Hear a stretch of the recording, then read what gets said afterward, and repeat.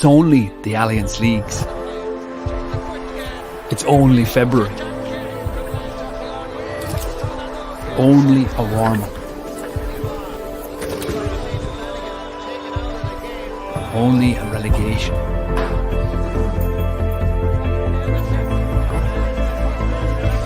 Only a bit of fun.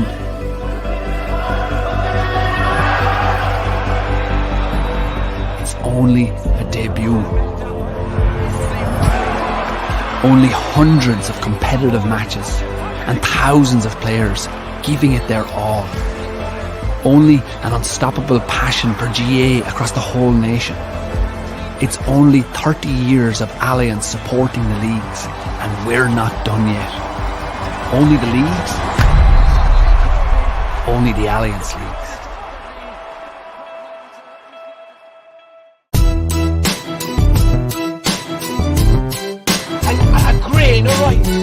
A grain of rice is going to tip the scale. Just remember that, lads. There's a small bit of a needle there. Come on, Mayo, you've got to get Andy Moran into the game. Listen between them, and now they're really roaring. And I can tell you, there won't be a cow milk from County Clare for at least a week. Hello everyone, you're very welcome to the Allianz Irish Examiner Gaelic Football Show. My name is Paul Rouse and I'm joined by the former Armagh footballer Oisín McConville and by Tony Leen, the sports editor of the Irish Examiner. Tony, we're going to talk a little bit about the GPA first before we move to football. Were you able to do your job this weekend? To the largest extent, Paul, we were. This broke on Saturday afternoon. Our own GA correspondent John Fogarty actually had the story, and I would say within the hour, I was getting a WhatsApp from the PRO of the Kerry County Board, basically saying didn't look as if there was going to be interviews after the Kerry Mayo game in Tralee. Now, I think a little bit of context is important here, Paul, when people talk about our ability to do the job. Generally speaking, the days of, as Oisín will tell you, the days of walking into dressing rooms and having chat with players, or even getting players to talk to you after games, are very limited now anyway. I mean, you might get a manager these days. The chances of getting a player after a game for a good chat, like unless you're literally going to stand outside the dressing room door and corral them into a corner, are very limited anyway. So I think what happened over the weekend didn't prevent us doing our jobs, but what did happen over the weekend, obviously, is we went from a story breaking on Saturday to the material influence of it Saturday night and Sunday, and then news that Tom Parsons obviously was going to go on the Sunday game last night and further ramp it up with a stance that I'm not altogether sure was productive in terms of, I would think the broader general public, and let's face it, if you don't have the support of the proletariat and these things, Paul, you're not, you're going backwards straight away. I think there's a general sense amongst the general GA public that intercounty players do collectively train, and I think that's the important word, maybe 3 nights a week, and they do their own gym sessions or their own other work, maybe a couple of other nights. Am I right in saying that Tom last night seemed to be suggesting that there should be recompense for more than 3 nights a week? Certainly, I think 4 or 5 was even mentioned. I think there certainly were points over the course of the weekend from the GPA that were relevant. I mean, Parsons said the majority of players had not received expenses since 2022 training began last December. So, there are obviously legitimate issues there on the player side. The prospect of ramping it up this week, Paul, I'm not certain how productive or how beneficial that will be. And there are obviously events this week. I mean, there's an Allianz League sponsorship event on Wednesday, and obviously you have a double round of the football and hurling leagues this weekend. So you are talking about the capacity for this to get a lot messier over the next 7 days. So the 2022 expenses not having been paid this year is obviously, the context of this is that the negotiations were ongoing, and it would be interesting to know to what extent GPA reps had instructed the players not to apply for expenses before the deal was signed off, or to what extent this local solutions have been put in place. So to lump that on the county board would seem to me to be unfair. What I think is after happening is a deal was done, largely agreed between the GAA and the GPA last week or the week before. The GAA then approached the treasurers of its county boards about that deal, and the treasurers balked on the deal because, of course, the 65 cent a mile is played largely locally. There is a GAA subvention of about 17 cents or 20 cents agreed. I think it's down to 17, and the rest of it is paid locally. And on top of that, there is a nutrition allowance on any given week, which, as well as players being fed after training, to get €20 a week. And then there's a boot allowance or a gear allowance of somewhere €300 to €400. Now, nobody can say, I'm not trying to argue in any shape or form that players shouldn't be looked after for their expenses or anything like that. That's not the point. But I am confused. And I'm confused about the points that were being made by Tom Parsons last night, because number one, if money has to be raised locally by county boards to pay, those guys are volunteers as well. That's the first point. The second point is, in 2018, the GAA and the GPA commissioned Ailish Kelly from the ESRI to do a study of how hard it was to be an inter-county player, whether they were students, and Tom Parsons referenced the 30% of students, 30% of the membership who were students yesterday evening. And this was referenced in that report that Ailish Kelly did. She set out the sheer scale of the number of sessions that were being done, the amount of time it was taking out of players' lives, and their incapacity to build either a student career or a working career because of the fact that they were playing inter-county football. Now, where I'm confused is, I thought that there was an attempt to limit the number of sessions, and that this was a way of doing this by having 3 to 4 sessions a week, which seems to me to be a lot for collective sessions as things stand.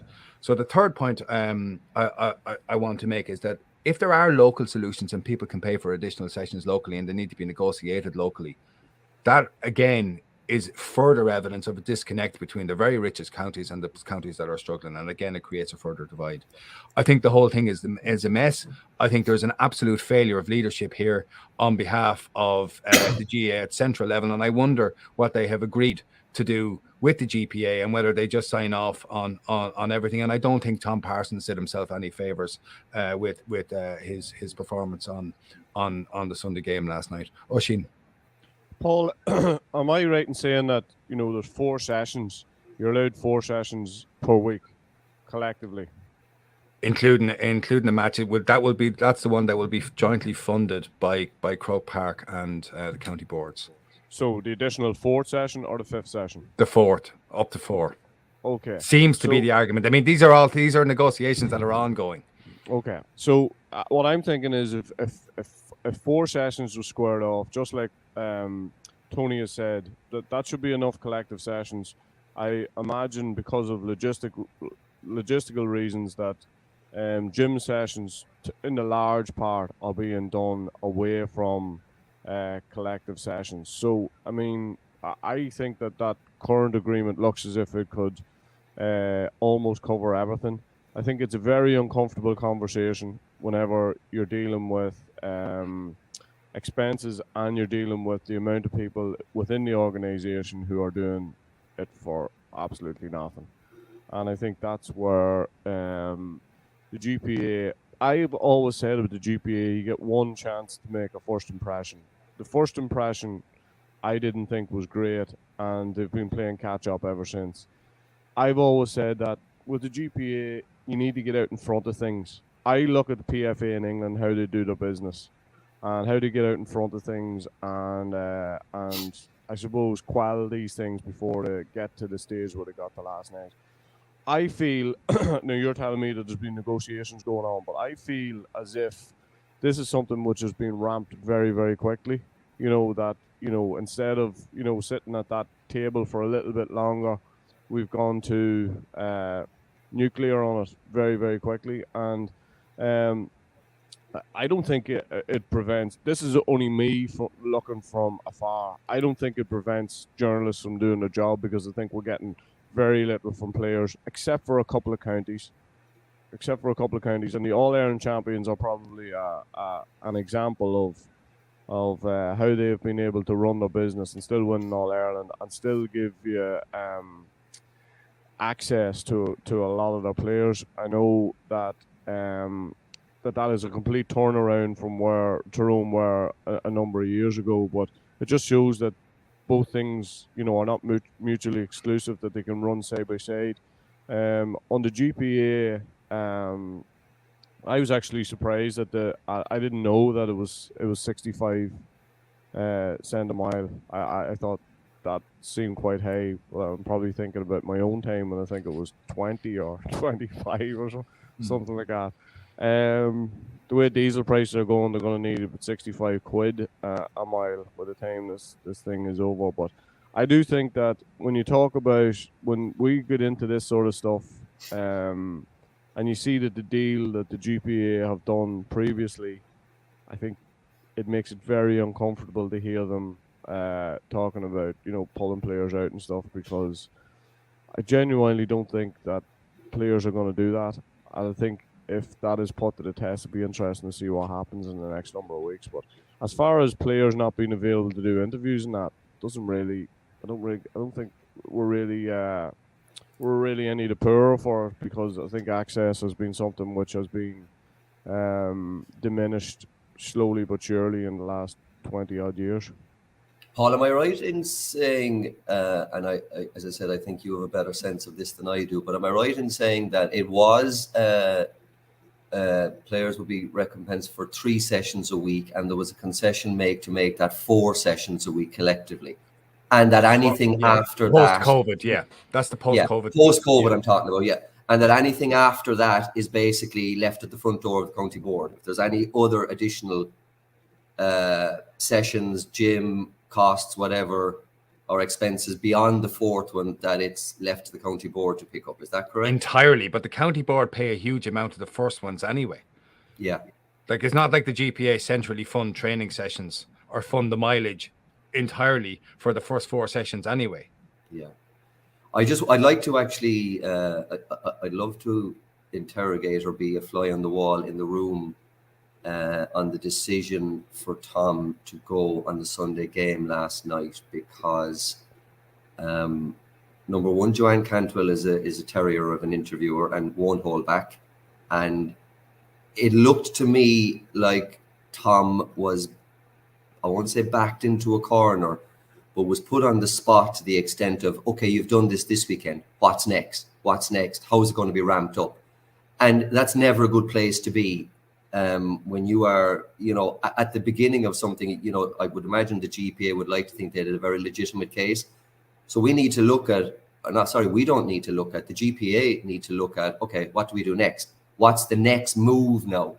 Because the GPA made their initial move. It didn't obviously have uniform support from management, because as many managers like James Horn didn't speak to the media in Tralee Saturday night, Jack O'Connor did speak to the media. There were others didn't, above in Tyrone didn't speak to the media yesterday, but I know that Paul Joyce certainly spoke to the media and said he had no interest in the GPA, and he never had.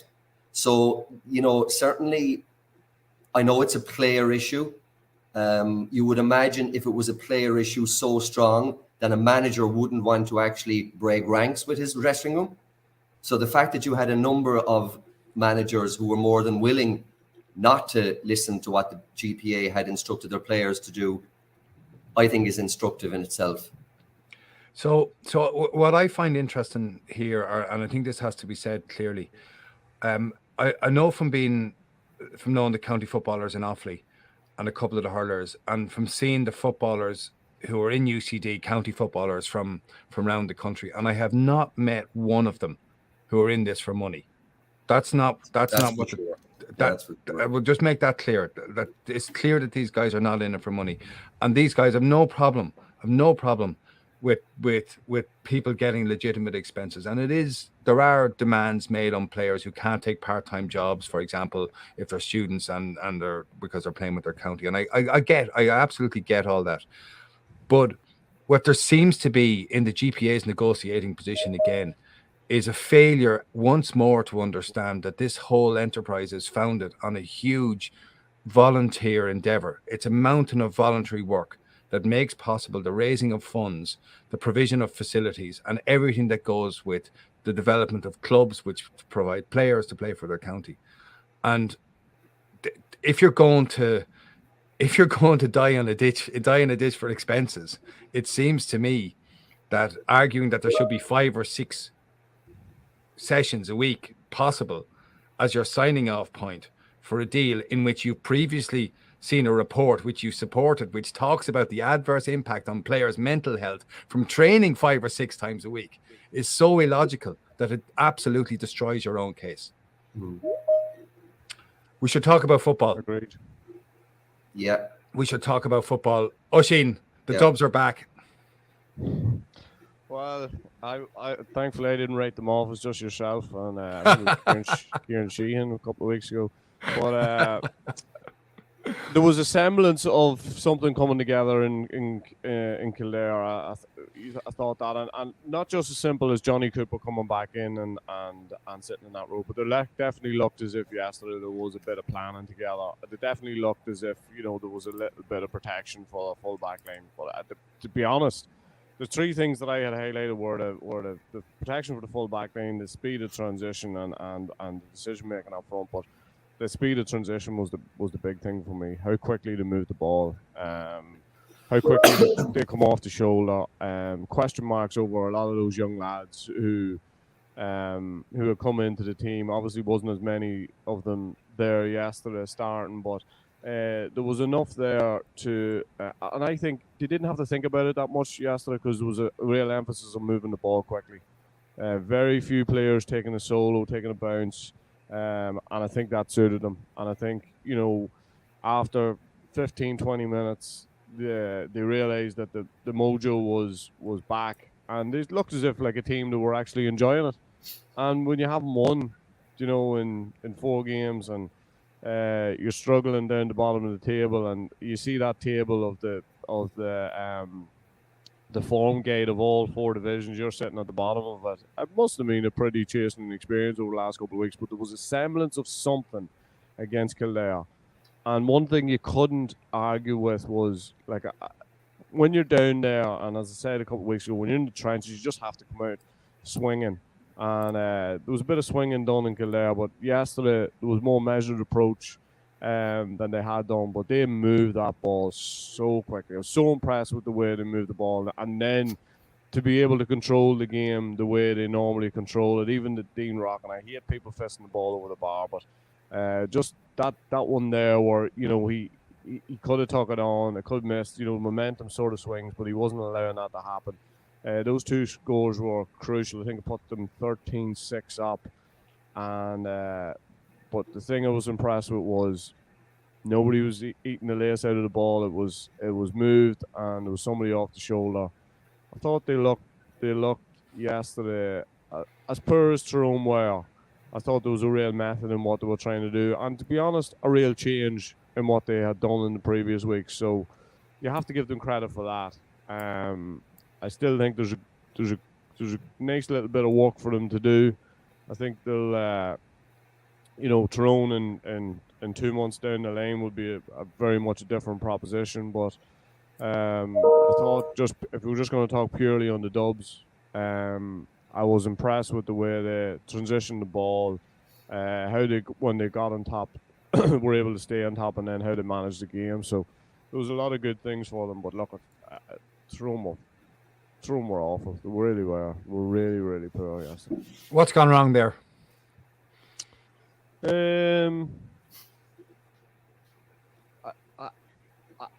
is just me. This is just me knowing Tyrone inside out.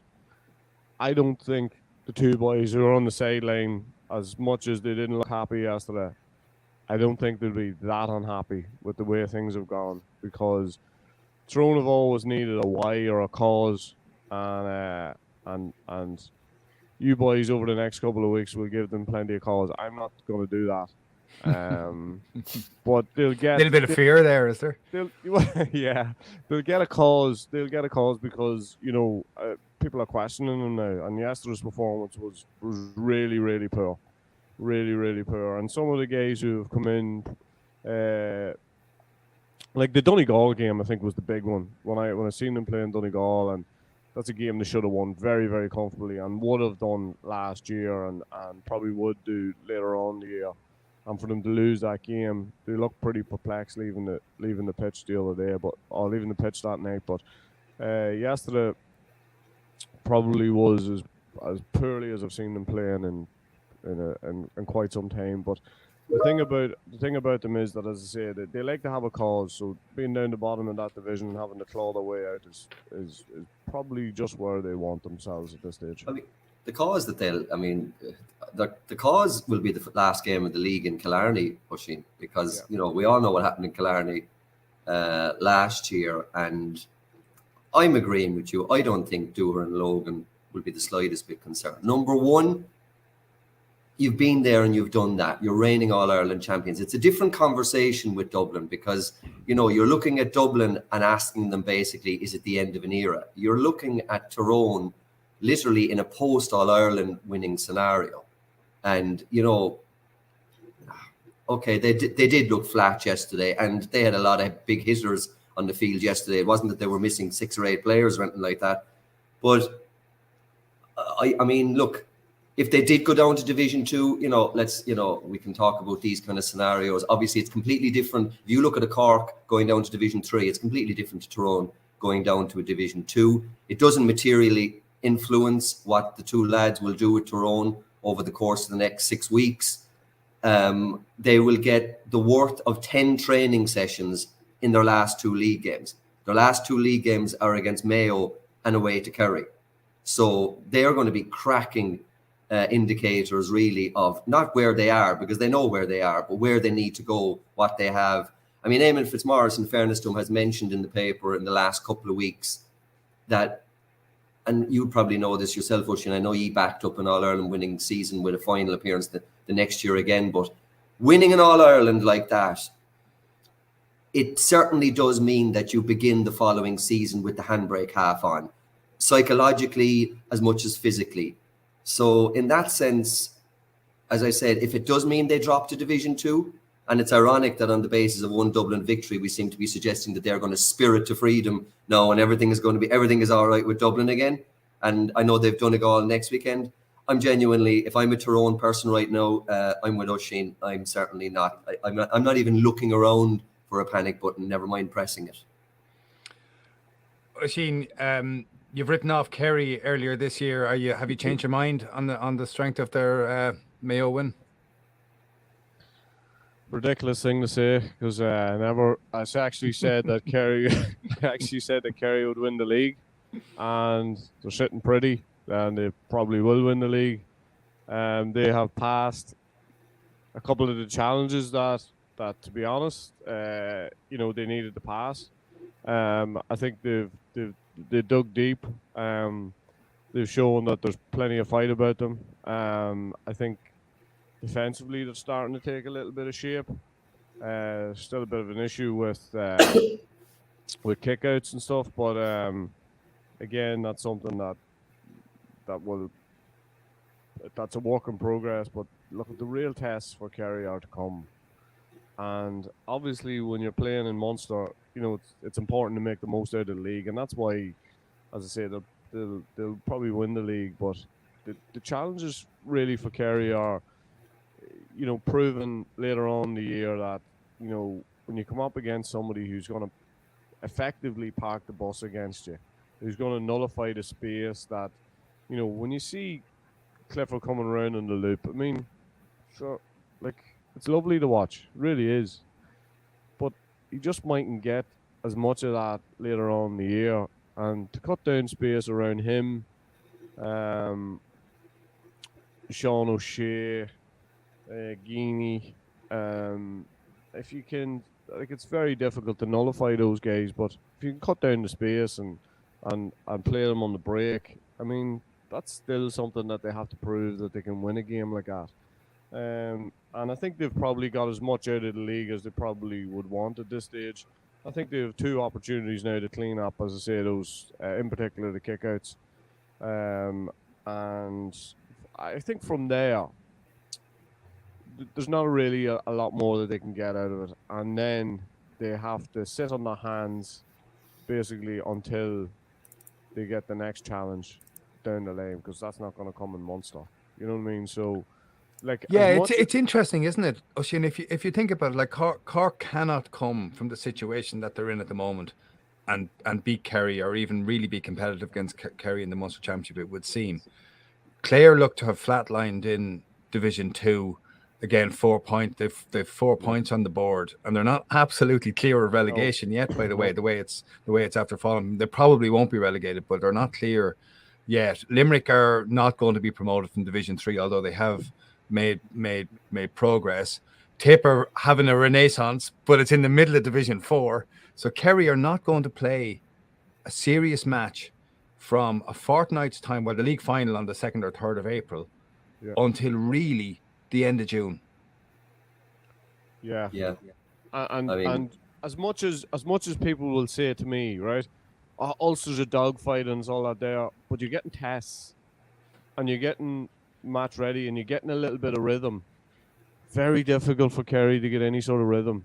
Do you know what I mean? And who knows what way what way it's going to go from there. Like, as far as the draw and all that's concerned, or who they're going to be facing. But that's why they need to make the most out of the league, and so that's why when you're looking at the league at the start, you're thinking the league is so important. Like, as much as it's important for everybody, and it's important for the bottom of Division 2 and the top of Division 3 and all those ramifications.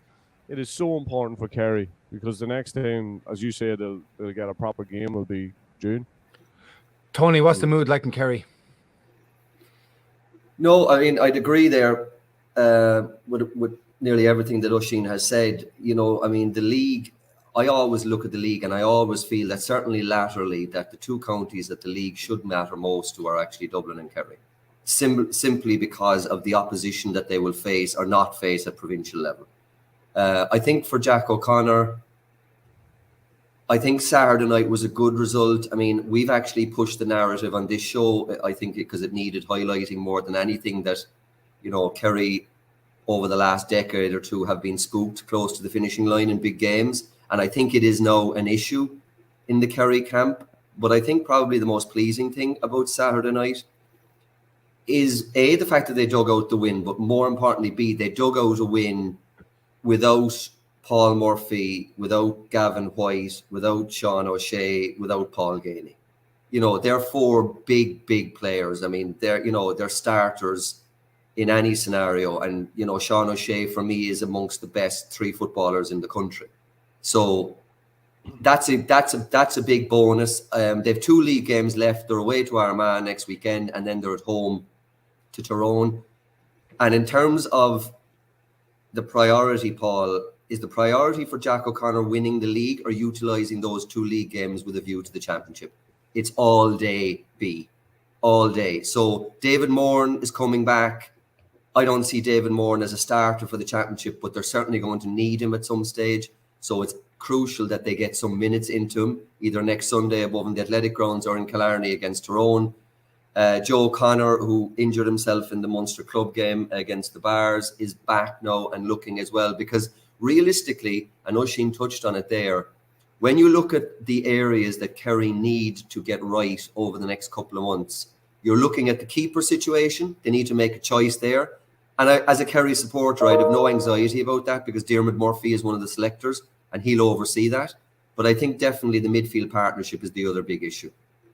They need to pin down a midfield partnership, not for the Munster Championship. I often look, lads, if I'm trying to get creative at any stage with a bit of writing about what Kerry are doing.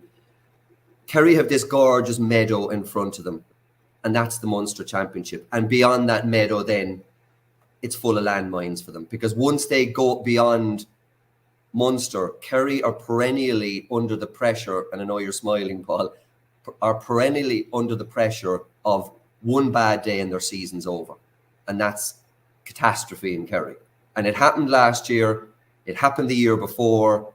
I would argue still the All-Ireland semi-final last year, the game in Cork the year before, the 2019 All-Ireland final. They were all 3 games that Kerry could and should have won, but didn't win. And that's the end. If Mayo lost those 3 matches, we'd never be done hearing about how Mayo choked. Yeah. Did you hear? I'm not disputing a word you're saying there. I think that Kerry blew the 19 final, they blew Cork 20, and they blew the All-Ireland semi-final last year.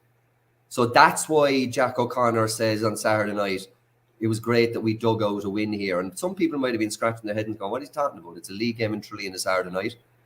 But I think it was more important than the 2 points for them to actually get into a bit of a dirty, wet Saturday night dogfight against a team like Mayo, who are extremely physical, top 3 team in the country, and come out the good side. Even though Kerry, for me, I have to say, I thought were very average on Saturday night. Some of that is down to the conditions, but I thought they made a lot of really bad decisions, literally from the kick out to the full forward. Like, Actually, was wondering whether Kerry had a lot of training done during the week. I didn't think they were absolutely flying at the game. I wasn't impressed by Mayo at all. I think they still don't have a midfield partner to play with Matty Rowan. I think the backs are still good. Again, no news in that. And their forward solutions are still not top range. They still are short of those couple of absolutely top range forwards. Now, Ryan O'Donoghue is brilliant, but who else is going to get them scores when it comes down to it? It's not obvious there. I want to talk about Division 2, Oisín, for a minute. I want to deny you the opportunity to talk about Armagh's surge to the league final, which we'll talk about that next. We'll talk about that next week. Next year. No, yeah, it's a dogfight in Division 2. Roscommon, Derry, and Galway locked at the top. Roscommon played Derry yesterday in atrocious conditions in the second half. I think there were 18 cards in it, 12 points apiece. And next week, Galway play Derry, and then the following week, Galway play Roscommon. So those 3 teams are absolutely locked at the top there. And at the bottom, you have Meath and Clare just slightly ahead of Down, Offaly, and Cork. Cork and Down have 1 point each, and Offaly have 3. It's a dogfight at both ends with huge implications. I don't think the implications are for the Tailteann Cup, by the way. People keep saying, "Oh, you won't get to compete in the Premier condition or a competition if you get relegated from Division 2. If you get relegated from Division 2, you have much more issues to deal with than worrying about whether you're going to win Sam Maguire or not." So how do you see those going? I think for me, one of the games I've been looking forward to for some time is the Galway Derry one, because I think we can keep saying, about Derry and moving the trajectory is good and all that sort of thing, but yesterday was probably the first test in a while, and they didn't pass that test. I didn't think.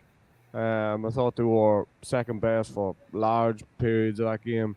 I think next week it'll tell the tale, and it'll tell the tale for a couple of different reasons. It'll tell the tale as far as Derry's coming up against real quality in Galway. Galway have real quality footballers, but I'm just wondering, as far as Derry's ability to shut down big forwards, top class forwards, and Galway defensively have a big question to answer next week, if they can do the same at the opposite end of the field, and then it becomes some sort of dogfight, because that's an important game for both teams as far as even momentum and that's concerned, especially Derry, because Derry have had nothing but plaudits, nothing but positivity. They've sailed through the league unhampered, and all of a sudden they hit a bit of a rock yesterday, and it's how they go now and back it up, because even though Derry have moved things along, they look like much more cohesive, professional outfit. You've seen them firsthand, Paul, in Tullamore, and how ruthless they can be, but still, for me, still a bit of a question mark over them when they're playing against the top teams. I thought they looked very loose yesterday, very, very loose, and there's probably a bit of pressure on them now as well, and it's how you operate when you're under that little bit of pressure. So, as I say, it's okay when you're sailing through games and you're beating the opposition that you're probably expected to beat, but Roscommon are no mugs, and Galway are an interesting prospect for Derry, because Galway like to play that free-flowing football. They like to move the ball into the full forward line nice and early if they can. And I don't think Derry have played against a team that really want to do that this year. So that's what makes this such an interesting game. So I agree with that, except Galway went down and played Cork and conceded 2-17 and played completely open. Now I know they were much tighter against Clare at the weekend, but if Galway go and play open against Derry, they'll lose. I think if Galway are tight at the back, I do think Galway will take Derry. I think Galway are a little bit. I think they're a couple of points ahead of Derry, but Roscommon are still tipping around there. And the last game in that league with Roscommon Galway in the Hyde Park, that what a game that could be to finish out that end of the table. And down at the other end, there's a monster game for Cork footballers next weekend when they go and play down in up in it's an away match. That's huge for Cork football, Tony. Yeah, no, that's actually in Cork, Paul. Oh, is it in Cork? Yeah, it is. That's in Cork next weekend. Well, no, I'm open to correction on that, but no, I'm 95%. I think it is, yeah. I think you're right, actually, Tony, on reflection. Right. No, it is in Cork. I'll tell you a couple of things happened over the weekend, again, which you've neatly sidestepped, of course. Like, it was a huge win for Offaly above Indown. That was just modest people, Tony. Right, okay. I actually had a quick text conversation with Tomas over the weekend, and he actually thought that they should have won by more. He actually thought that they're beginning to perform a small bit now, that things are beginning to come together. It doesn't matter really at this stage whether they won by 1 or 10. It was a massive result. Now they're at home to Roscommon, Offaly, our next weekend. You know, I think it'll be very interesting. But as you say, the key game really now is Cork and Down. I think all along, Cork, it isn't. Well, it is actually a certain level of disinterest in Cork that there hasn't been enough conversation about Cork's plight. But I think even amongst the football people, there was a sense that, okay, our last 3 games are Meath, Down and Offaly. And we've enough about us to get out of that. Okay, well, option 1 is gone in Navan yesterday and comprehensively defeated. You know, when you talk about must-win games, basically, for me, they're gone if they don't beat Down next weekend. They're gone. If you can't beat Down, and that's no disrespect to Down, but if you can't beat Down at home in a must-win league game, then I'm not certain you really should be in Division 2. You've got to win that. It's ironic, there's a misprint, Paul, in today's Examiner. Cork are bottom of the table, and whoever set the tables last night, instead of 1 point, we have them on 12 points, which I can tell you is wishful thinking by someone in the graphics department last night, because 1 point has to become 3 points for them next weekend. I know what you're saying, Paul, about bigger issues than the Tailteann Cup. And it's not the worst thing in the world, people have said, if Cork end up in the Tailteann Cup. But there's a second part of that sentence. And that's as long as you win it. You know, people are talking about, it's not the worst thing if they finish up in the Tailteann Cup. If they win it, they can use it as a springboard. If you're going down there, you've got to win it. If you're going down there and you're not winning it, then I can tell you, you're looking upwards and it's a long way back up. I know that there's a lot of concern in Cork about Cork football right now. I think there's a lot of people are being forced to hold their nerve right now. They've gone with Keith Ricken. They've gone with a new management. Keith Ricken has gone with a whole load of new young lads to try to infuse the squad, to try to bring them back. Everybody's saying it's a 2-3 year project. Everybody's saying, you know what, I'm not scared of relegation. It's all sounding great. It's all calculated to keep everything on an even keel. But I'm coaching a minor team in Cork, and the same players I'm coaching in football are also playing hurling at the same level. And if they're looking up for someone to aspire to and something to aspire to, they're not finding it in the Cork footballers right now. And so it is a serious concern, the state of Cork, the state of football in Cork right now. So many, Paul, so many similarities, right? So many similarities with Derry and Cork, I think, from 3-4 years ago. And so Rory Gallagher goes in. So, Tony, when you're talking about Keith Ricken going in and bringing new players in, all of that is fine. I don't have a problem with any of that. Yeah. But what I do have a problem with is, right, so Rory Gallagher comes in and he gives them basic structure, basic principles to follow. Okay? I watched Cork. I've tried to watch Cork in every game so far this year, but I've honed in on the last two in particular. And there is no make, shape, or form to the way that Cork play football. There is no continuity from one week to the next. I'm not even talking about personnel. I'm talking just purely and simply about how they're structured, how they play out from the back, how they get a +1 or +2 in there. None of that is happening with any regularity. So if you're a young lad, you're coming in to play with Cork, like what you just out there and sure, look at if it happens for you, it happens for you, and sure, if it doesn't, it doesn't. I mean, like there has to be more of a structure to the way Cork play football, and I hate structure. I hate structure as in, you know, trying to determine every play that sort of happens, because Cork have a couple of players that can play off the cuff, as every team has, and every team that has those individuals will be given a certain amount of leeway as far as, you know, they're not overanalyzed when they give the ball away and things like that, because the negative stuff you're going to get from them is going to be outweighed by the amount of positive things that they do in a game and how they're able to influence a game like that. These guys are not being given the opportunity to influence the game in that way, and because the structure just isn't good enough. Yeah.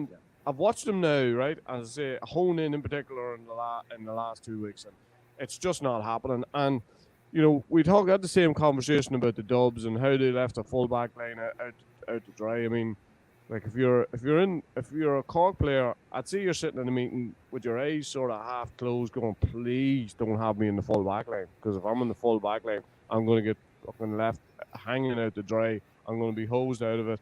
And that's not down to you as an individual. That's down to the fact that there's no structure, that when they go forward, they find it very difficult to get back. We talked about the pace last week, about how they lack a bit of pace just in that middle area where they really, really need it. And if you're lacking it, you need to get some pace in there and alleviate some of the guys who are good enough to play but just probably don't have the same pace. And how quickly they get in and give you like simple stuff now, like just give your full back line a bit of a dig out, and they've just been left hanging out to dry. I think identifiable is the word. I mean, and Keith Ricken, and in fairness, he's a very loquacious, interesting, decent man.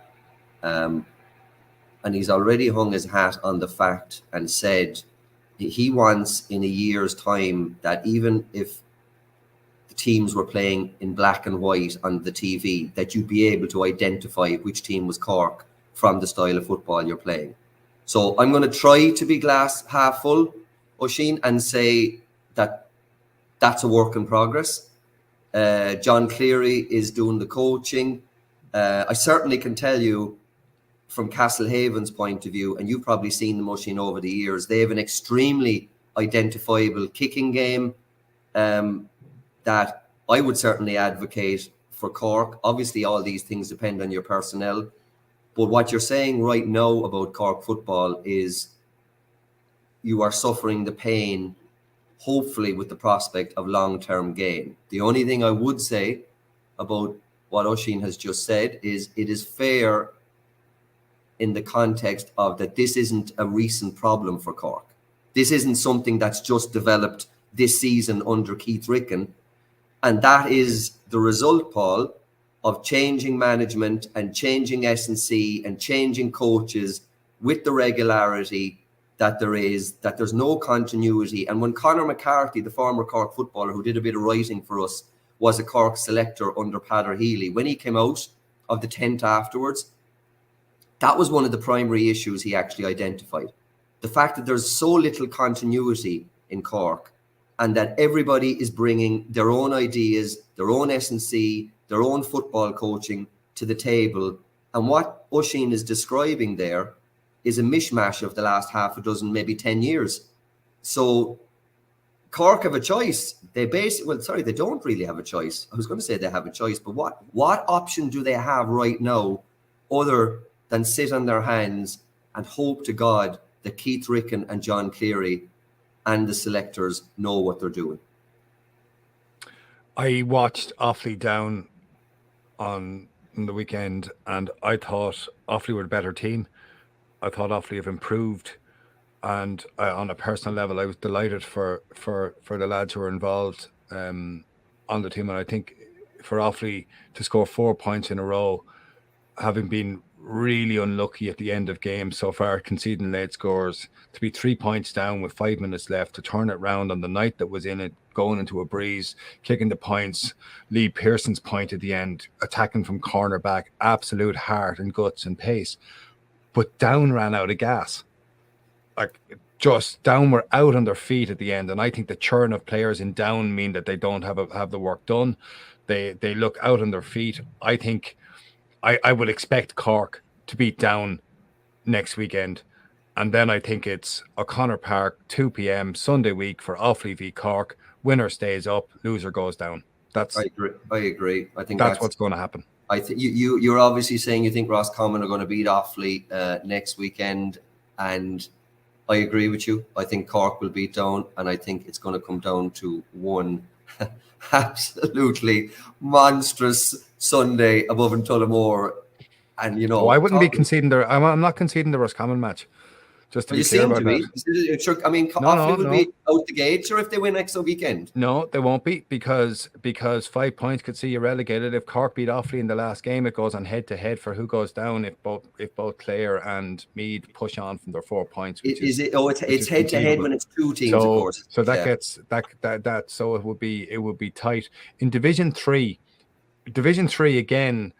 At the bottom of it, Longford look like they're in bother, having survived up in Division 3 for a long time. But Oisín, Antrim top of the division, look like they could be going to make it back to Division 2 for the first time in a long time. Well, you've Antrim and Louth on 7 points, and they play each other next week. Mickey Hard in one corner, and the McGinley in the other. Antrim won that game last year by a point, I think. Yeah, with a last-minute Paddy Cunningham score from the first game of the league, wasn't it, last year? Yeah. That's. I think whoever wins that will go up. I think by my calculations, I wasn't brilliant at school or anything. I'm not a professor of anything. But there's a tone to that. There's a tone. Don't even try this. But I think whoever wins that. But you have to say that Louth have made some recovery as well. Yeah. Look really poor the first day against Laois. So they've made a massive comeback, and Antrim are some story there. And again, lads, not to harp back to Cork, but what has Enda McGinley given Antrim? He's given them a bit of structure. He's given players a job, and they know their job. Now it's fairly simple stuff now.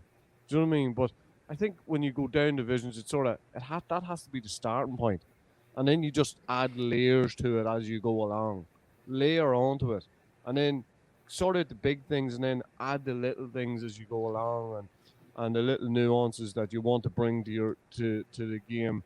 But Antrim, when in the McGinley went in, sort out the big things, okay. And one of the big things was fairly simple. Well, not simple, but one of the big things was getting the right players into the dressing room. Do you know what I mean? So all the best players in Antrim into the dressing room. I know that sounds like a simple thing, but that was a starting point. But they've kicked on big time. I'd say Ryan Murray's probably playing as good a football as he's Ryan Murray's an excellent footballer. Time, yeah, and Mick McCann, who has that ongoing back injury, but they seem to be able to manage it. I don't think he's able to do a hell of a lot of training, but he's been very good. Also, Tomas McCann, McBride. I tell you what, they have plenty of pace in their team.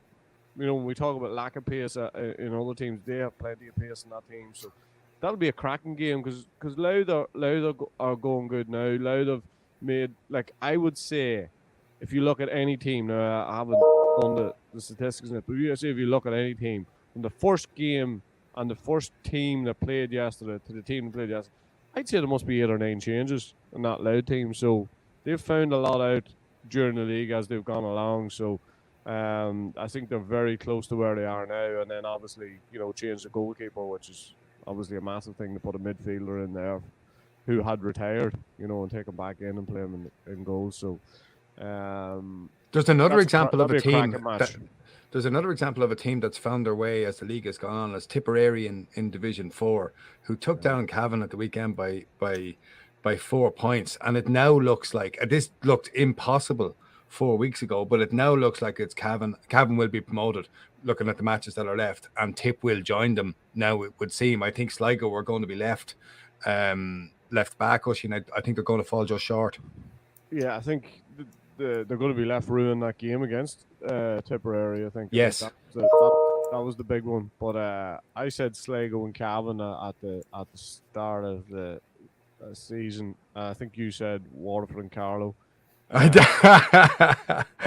think I didn't.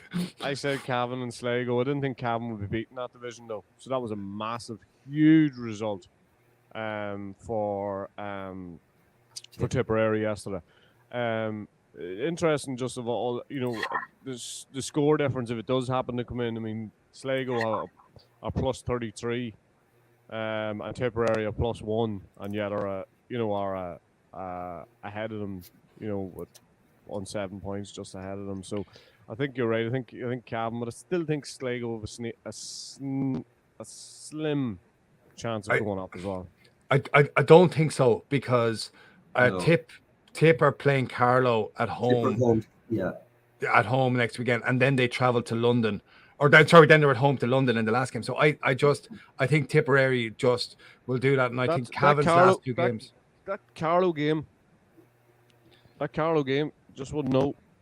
I would be surprised. I'd like Carlow. There's a lot of good footballers, but if you look at the way Carlow have stepped back from the time that Turlock O'Brien was there, they had momentum there, and it's just so hard in a county to sustain momentum. Like, it took such an effort for Carlow to get up, to rebuild, get up through 4, get into 3, and then the energy required to go further. There might be just one more wee twist in that division, I think. I have to say, lads, I think yesterday at Breffni was a game changer. I really do. I think it was a huge result. I actually would, I'm trying to think. Was there a result if there was a pools? If we were able to do the pools in Gaelic football, that was your coupon buster yesterday for me. Above in Breffni Park, I'm not 100% sure where Tip have been at, but where David Power has got them to. I think he's done a brilliant job. I think he's done a brilliant job through this league in rejuvenating that team. Yeah, and I mean, you've all, I mean, it's a cliche to say it, like Conor Sweeney ended up at 1-4 yesterday, got the crucial goal. I remember seeing yesterday on social media, Bill Maher had been black carded early on. I thought to myself, oh Christ, they're in bother here. And, to come away from Cavan, with a 4-point win. And as you say, Paul, you know, and Oisín, you know better than both of us. I mean, what that bus would have been like coming back down to Tip.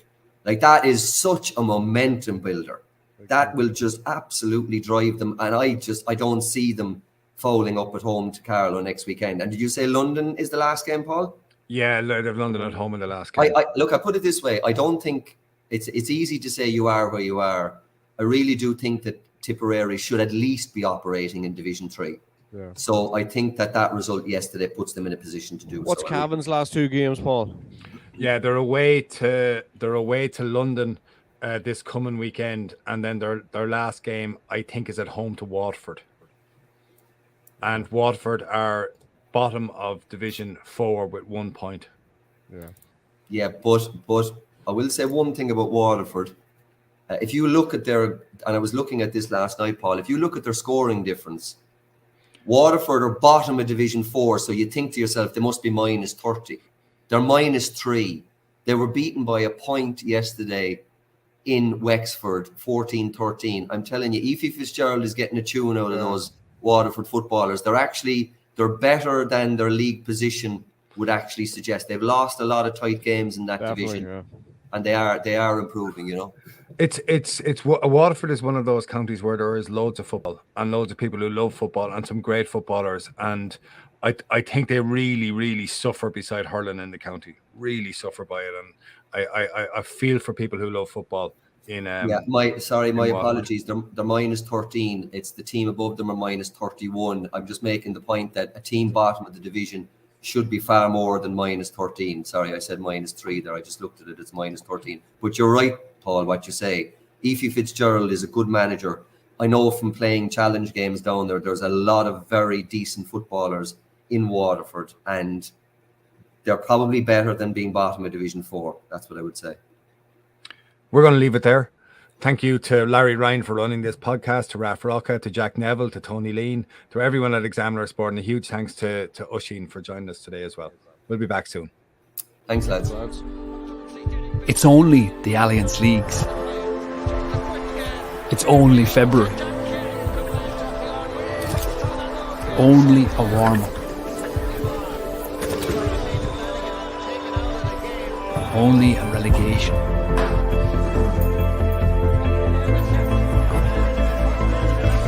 Only a bit of fun.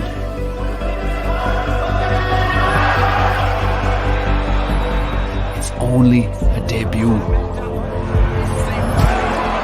Only hundreds of competitive matches and thousands of players giving it their all. Only an unstoppable passion for GA across the whole nation.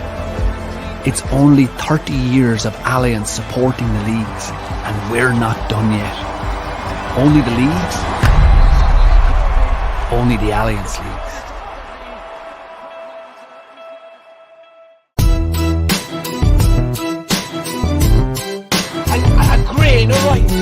A grain of rice is going to tip the scale. Just remember that, lads. There's a small bit of a needle there. Now, come on, Mayo, you've got to get Andy Moran into the game. Listen back to Eden, and now they're really roaring. And I can tell